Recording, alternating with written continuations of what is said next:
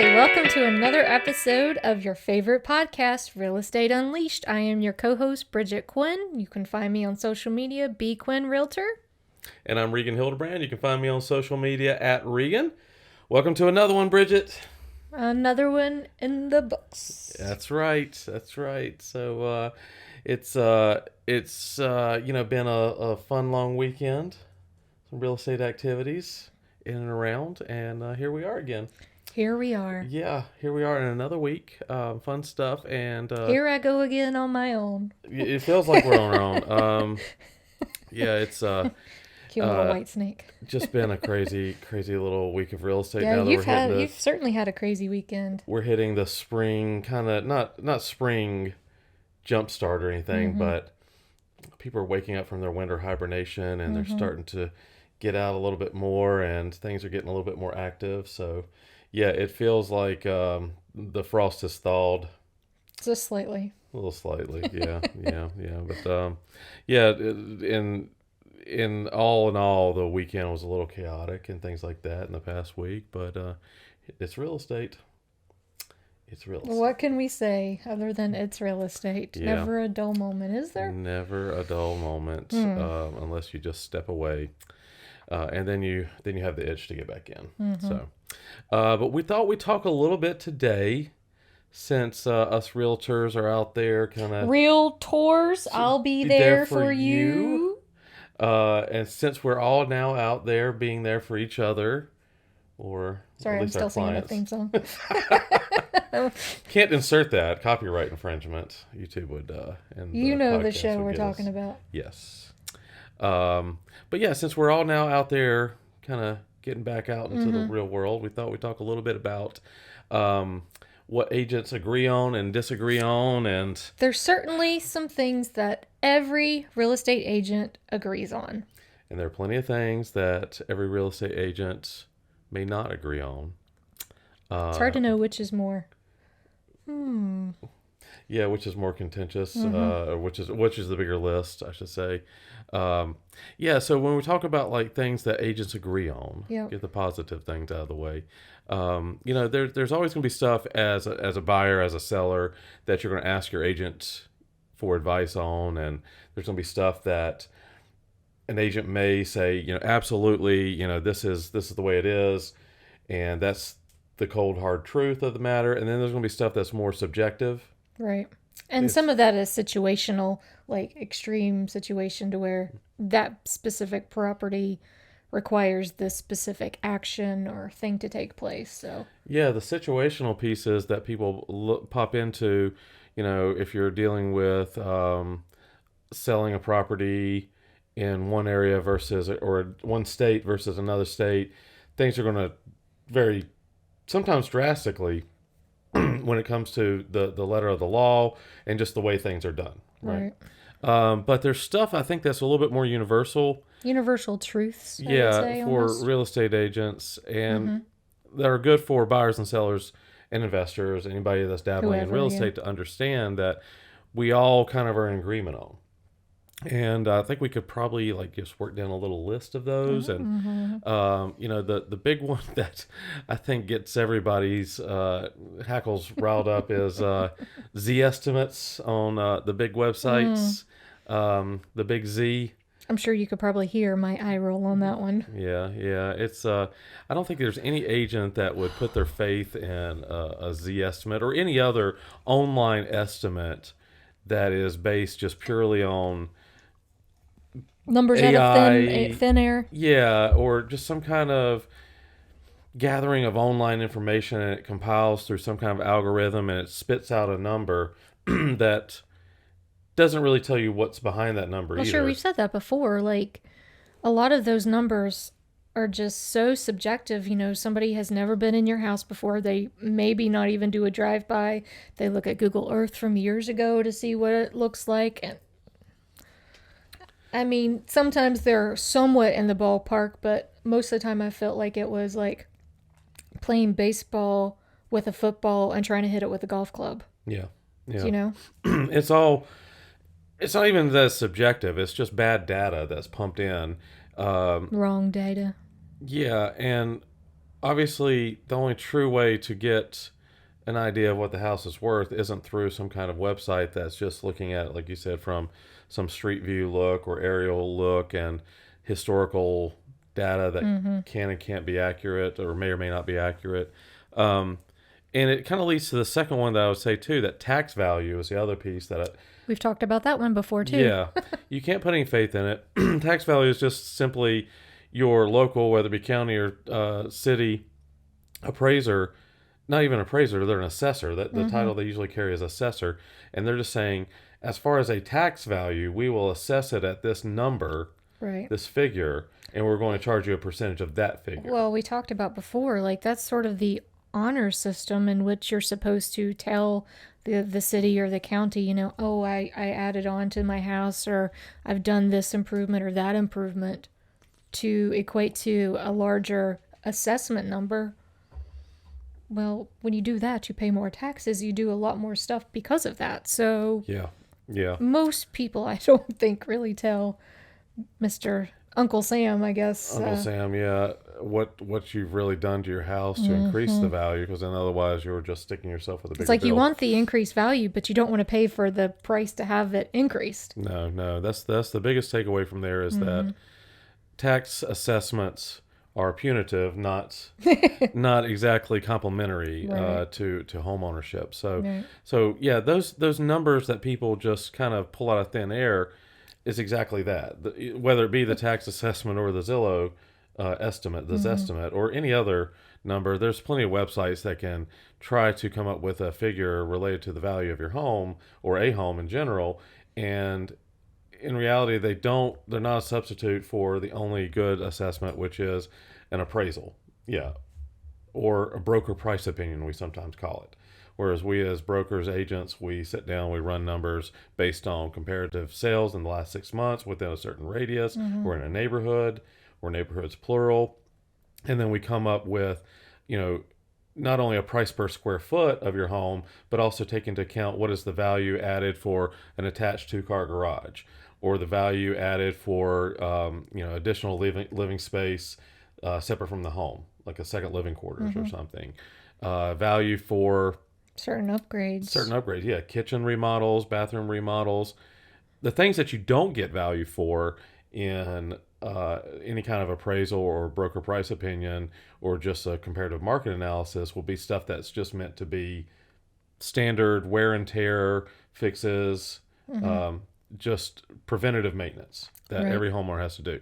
So if you change out the roof, you're not going to get extra money for that. No. It might help the increased the likelihood of the house selling at a quicker pace. And it may, uh, allow the buyer to not request credits or repairs to it, that sort of thing. Yeah.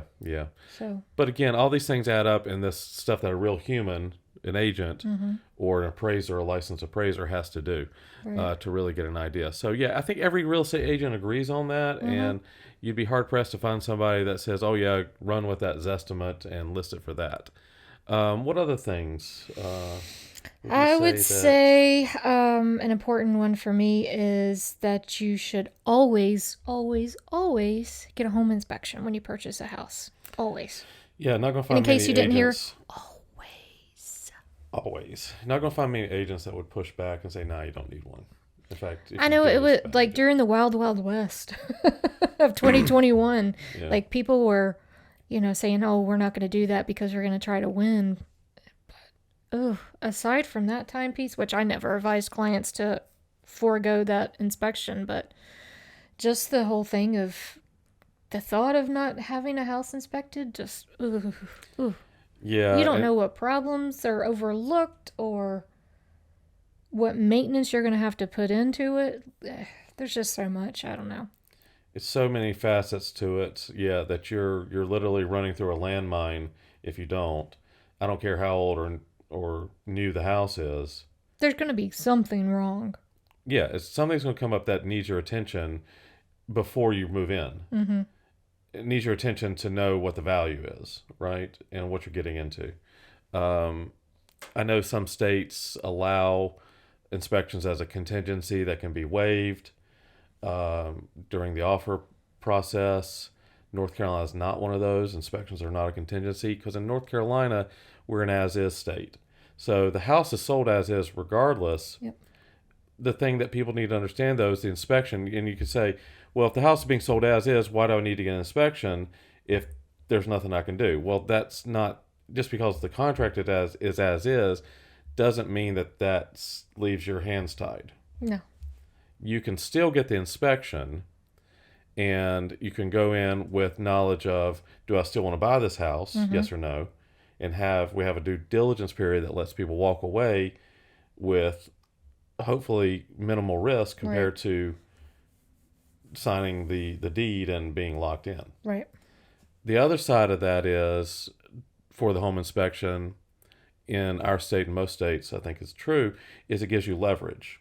Sure. So yeah, you can say, even though the contract is as is, you can still ask for things as credits or repairs unless the seller's told you up front that they're not going to negotiate. Mm-hmm. And it's to the seller's benefit to do a little negotiation, because otherwise if you walk away, then now they have material defects potentially that they have to disclose to the next buyers. Yeah. So that's why that home inspection is universally agreed upon. Yeah.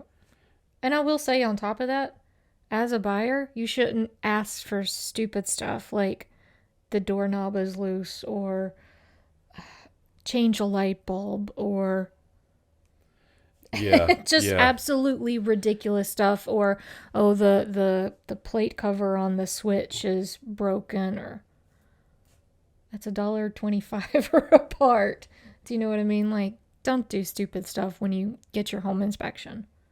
Exactly. You have to be a smart, educated buyer as well as a seller, obviously, but to go in and say, and this is where the agent can shed a light on that, and I think they all agree, again, as another point of agreement, is that, you can't be nitpicky just because you see something. You can be nitpicky to a point, but you can't do silly, that's what I call silly stuff.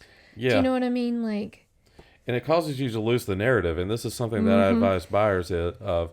Let's say you have found through the home inspection process, just as an example, a major leak in the attic from the roof, and you've got significant damage on trusses, on some of the boards and the things big up there. Big ticket items. And you're looking down the barrel of, let's just say it's estimated at $7,500, and you really want that fixed. So you put that on the request for repairs or credits, and then you also add in, to your point, a cracked light switch or a loose doorknob. Toilet seat rocking. Yeah, the toilet seat rocking is always going to pop up. That one drives me nuts. And so now you present that to the seller's agent. They go and talk about it, and they say, oh, well, they've got 4 items here. We'll give you 3 of those, but we're not giving you the roof, because they've decided to focus on your little piddly stuff. They're going to go cost savings, which is, those $1.25 or $5, $10 fixes versus your $7,500 fix. Or you're going to piss them off, and they're going to only say, why are they asking for a loose doorknob? We're not giving them anything.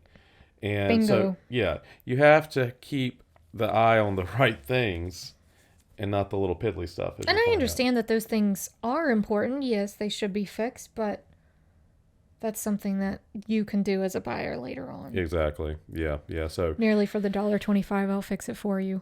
Yeah. No. Oh, and I've done that. Yeah. You know what I mean? Like, there have been situations where it's been wall plates or a loose doorknob, and I carry a nice little pocket knife with me that can fix those at any second, just by tightening a screw.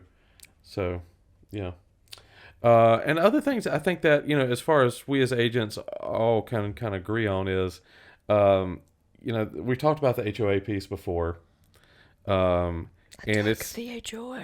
Yeah, it's a divided line on whether or not people agree that HOAs are good or bad. Yeah.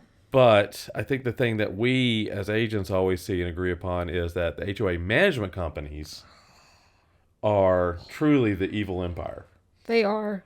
Not even the cool evil empire that we like on the dark side. It's hard to find an HOA management company. And by management company, we don't mean the HOA board, the officers of the HOA that live in the community. We're talking about the outsourced. The big money companies that like to rule Yeah, everything. they take in Roll a lot of everything and do fees. little. Yeah, exactly. Take a lot of money in, do very little on the flip side of it. And the horror stories that are out there that not only homeowners have seen, but agents, There's been very few companies, which I feel like the ones that are decent are very what I would consider more mom and pop. yeah, and few and far between. There's some that's a little south of here in Charlotte that they're based. For that last townhouse that I sold, it was a very small, company, but they could respond via text if you ask questions and we're happy to help and do certain things. Whereas when I've called other companies before, all of a sudden it's like, well, who are you? And you say, I'm a realtor. I need this information. I can't give you that information. Yeah, or it's going to be Or $40. or it's going to be like yelling at me because I've asked. Yep, they push back unless you are the homeowner or And the sure, real even at estate that, they don't even attorney. want to tell the homeowners a lot of Nope. times. When you're purchasing a house in an HOA, a lot of times the paralegals for the attorney or the title company, whichever one your state uses, they're going to have to pay a monumental amount of fees just to get the right documents to transfer the name. Literally, it's just a name It's on a a name sheet. change. That's Yeah. all it is. To the HOA company, we're not talking about filing something on a deed. It's just literally their paperwork. And I've seen those fees be in the hundreds. And where does that money go? Most of the time, it doesn't go back into the HOA coffers itself, and very few times is the HOA board going to see any of that money.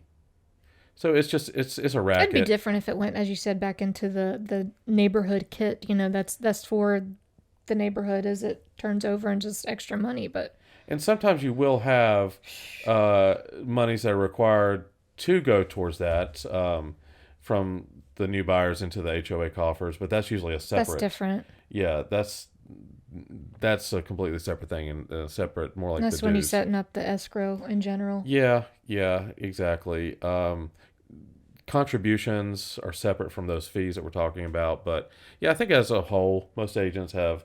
If you've been in the business long enough, Little you've love. had some kind of horror story with an HOA management company. I would be surprised if you haven't had a horror story as an agent. At least if Yeah. you've been in the game for a year or more. And sold enough in HOAs. Yeah. And, most of the time, if we're writing an offer and we see that it has an HOA, we're kind of going to roll our eyes and wonder what's going to Especially when happen. you see certain ones that you know of. Yeah. They have a reputation. Exactly.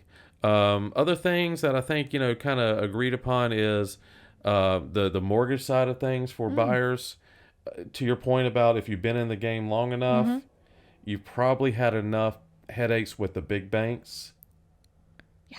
that you're not going to want to see your buyers get a loan with, and by big banks, capital B, the nationwide banks. And interesting enough, like most of them have so little vested interest in mortgage that they're starting to pull out of the mortgage game. Wells Fargo just recently So that. announced and basically is exiting, I think, most of the mortgage business, if not all of it. There might be some little pieces left They're behind. hard. It's hard to compete with your smaller lenders or lenders that are brokers that can offer so many different things, and then they have so many of them that you're just a dot in the grand scheme of things, that they're not very communicative. They're not very quick to answer anything or No. questions, or You're going to get fed to a call center, bounced around. and you could have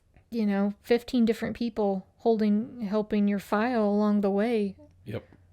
So And one hand doesn't know what the other hand's again, doing. I've dealt with banks and I've dealt with great people that have worked at banks, so it's not necessarily to me a universal truth, but overall the bank mortgage compared to any other lenders was Yeah, and again, to your point, I think that's exactly right. There are plenty of good loan officers Sure. working for banks, and there are plenty of banks that can offer good competitive products.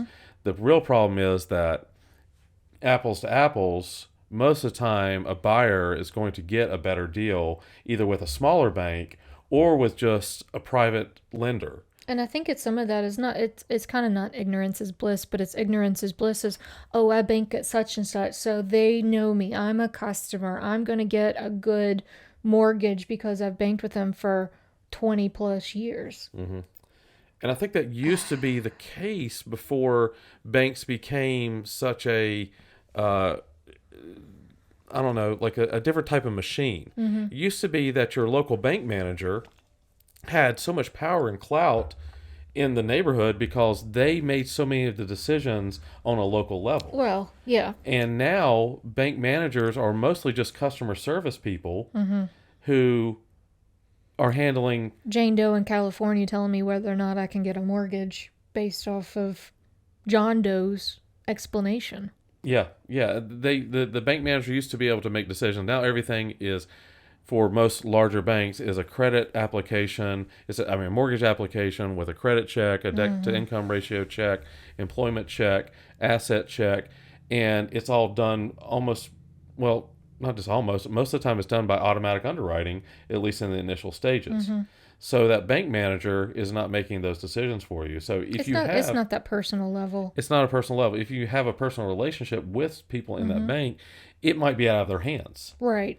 So and they may start the process, or they may finish the process, or just be a part of it, but they very seldom handle the whole way through. Correct. And I mean, again, there's exceptions to the rule.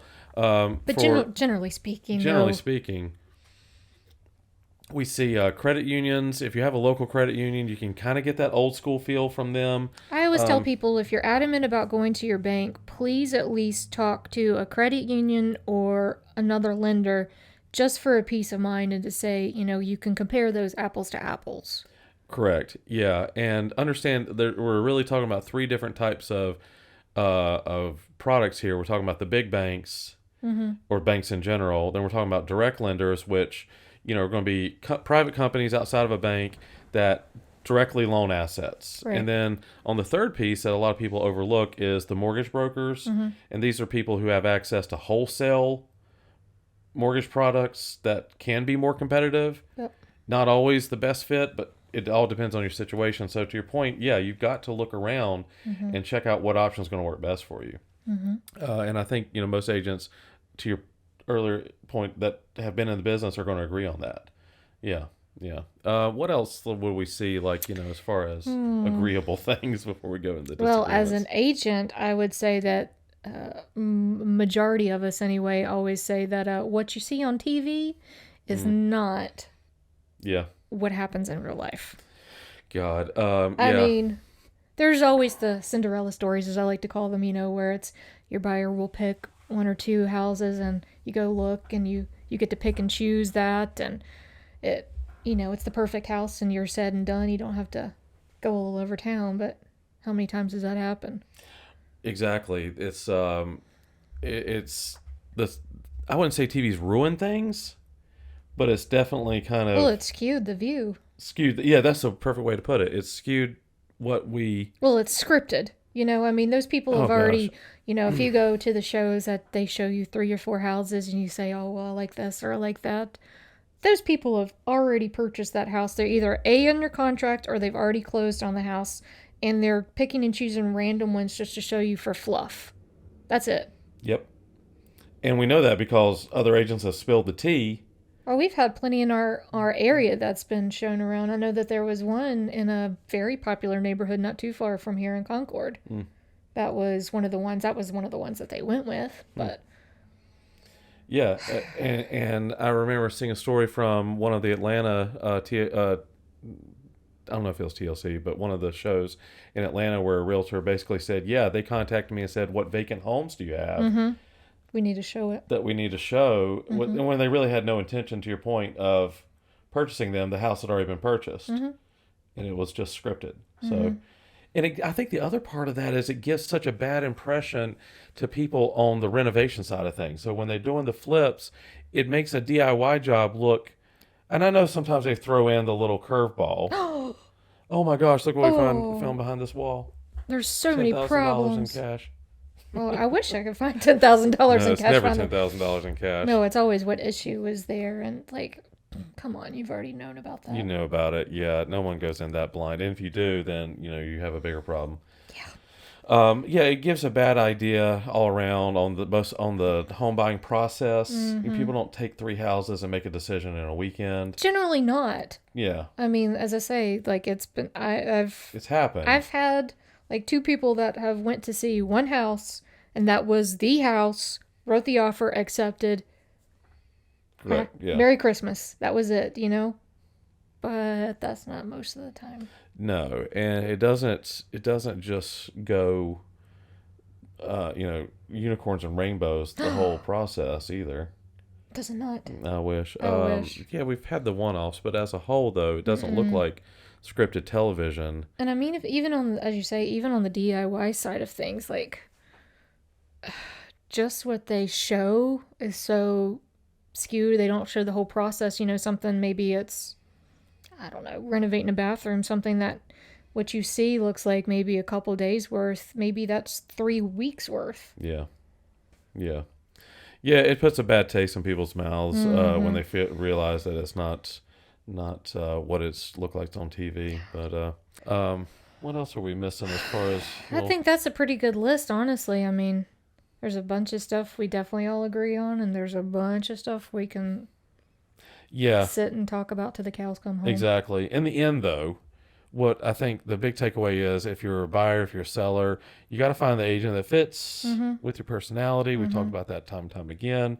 We hope that if you're tuning in, you've gotten this far, that maybe we click with you and you'll hit that little subscribe button. I'll be there for you. She'll be there for you. We'll be there for you. Hit the subscribe button and the bell. One thing I know that all agents, and especially us, can agree on is that we're the best podcast around, and if you haven't already subscribed, you should be. We need your support to keep this going. So yeah, please click that subscribe button. Follow us on Instagram and social media. You'll find us on TikToks, Instagrams, and the Facebooks, as the kids say. The Facebooks. The tic-tac, as old people like to say. Oh, jeez.